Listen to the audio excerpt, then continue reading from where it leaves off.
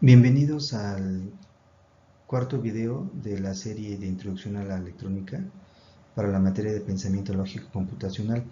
Aquí, si ustedes verifican, ya hemos pasado por los conceptos básicos, hemos aprendido qué es la ley de Ohm, cuál es o qué es el voltaje, la resistencia, la corriente. En el tercero vimos que las resistencias tienen diferentes códigos de colores para determinar su valor y usar las adecuadas en los circuitos. En esta ocasión vamos a hablar un poco más y ya estamos muy cerca de entrar al Arduino, pero vamos a hablar del otro componente electrónico, que es el diodo emisor de luz, porque como dijimos en el video 1, vamos a controlar el paso de corriente y lo vamos a visualizar de una manera divertida a través de luces, en ocasiones de colores, y esas luces te las da precisamente el diodo emisor de luz. Cuando se está trabajando con la electrónica, en ocasiones nos podemos encontrar con algunos circuitos dibujados. Por ejemplo, aquí aparece la resistencia, aparece una fuente de alimentación, alguna batería o baterías, alguna conexión al puerto USB de la computadora o cualquier fuente de alimentación que ustedes gusten, pero normalmente aparece este simbolito, un simbolito de LED, y lo que voy a tratar de explicar aquí es la manera correcta de hacer las conexiones con LEDs. En esta lámina podemos apreciar que hay un circuito que contiene tres diodos emisores de luz y que por alguna razón necesito ocuparlos. Como pueden observar, por medio de las líneas y de la especificación de los polos, como siempre el polo positivo con un signo más, el polo negativo con un signo menos, se trata de entender que un LED tiene dos extremos, dos patitas, dos terminales. Una es la positiva y otra es la negativa.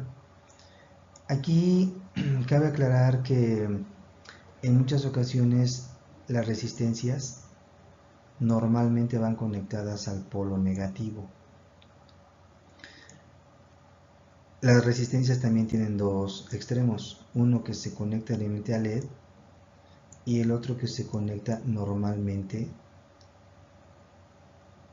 a tierra o al polo negativo de la fuente de alimentación. Vean que el lado positivo de la fuente de alimentación está conectado al positivo del LED. Muchas veces podemos tener un LED cuya parte positiva, el ánodo, por cierto, es el que está conectado a una resistencia y a la fuente de alimentación, mientras que el polo negativo es el que va directamente a tierra. Como sea, es importante, eso sí, que siempre el polo positivo del LED esté conectado al positivo de la fuente de alimentación. Para ser más concretos, uno de los componentes electrónicos que ustedes tienen en su kit es este LED con esta figura. El LED que tanto hemos hablado porque es el acrónimo en inglés de Light Emitting Diode, y no es otra cosa más que un diodo que emite luz. Aquí dentro del mismo diodo, al paso de la corriente, genera una luz, pero final de cuentas es un diodo. Ahorita vamos a explicar qué es esto. Por lo pronto quedémonos con que un LED es un diodo que emite luz. Si ustedes tienen la oportunidad de tomar uno de los LEDs que vienen en su kit y lo ven detalladamente, minuciosamente, se van a dar cuenta que uno de los extremos, una de las patitas de ese LED es más corta que la otra. La que es más larga le vamos a llamar el ánodo y es el polo positivo del LED, mientras que la corta se le llama cátodo y es el polo negativo del LED. Así se ve físicamente un LED y así se ve cuando lo dibujamos con la simbología correcta. Aquí lo importante es que siempre el positivo esté conectado a la fuente de alimentación y el negativo a tierra, ya sea a través de la resistencia. Pero si ustedes conectaran un LED al revés, por ejemplo, si este es el negativo y este es el positivo, y el polo positivo del LED lo conectaran a la parte negativa de la fuente de poder,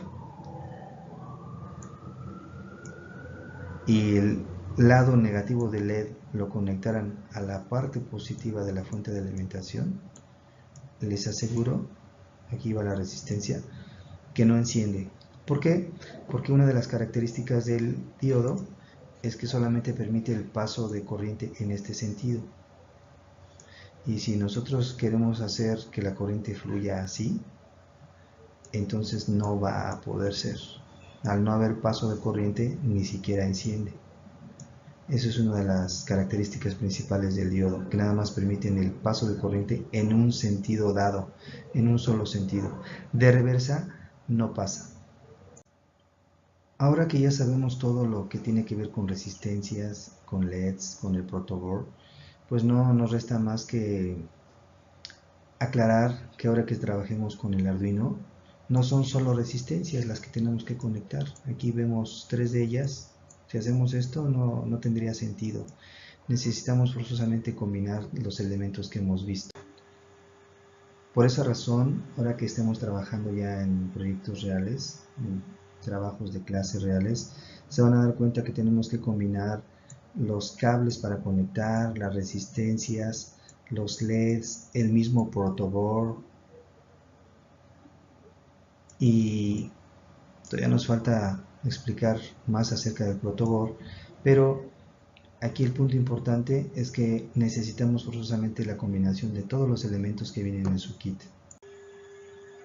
Así es que tengan a la mano su cable de poder que va al puerto USB, el mismo Arduino, su protoboard y todos los cables para poder conectar. Todo esto lo vamos a ver en el quinto video. Ya entramos directamente a cómo se conectan los componentes, y por lo pronto solamente es que estén pendientes de que sus materiales estén completos. Vamos a hacer una explicación detallada en el quinto video y último de este componente que es el protoboard, porque si ustedes observan físicamente tiene una serie de orificios y algunas líneas de color tanto rojas como azules, y conocer el funcionamiento de esto nos va a permitir hacer conexiones adecuadas. De no saberlo, podríamos hacer que nuestro circuito esté en corto o bien que esté mal hecho. Así que los invito a seguir con el quinto y último video de esta serie de introducción a la electrónica. Por último, antes de terminar este cuarto video, agradecemos nuevamente a todo el equipo de profesores que están haciendo posible que se generen estos nuevos materiales para la materia de pensamiento lógico computacional.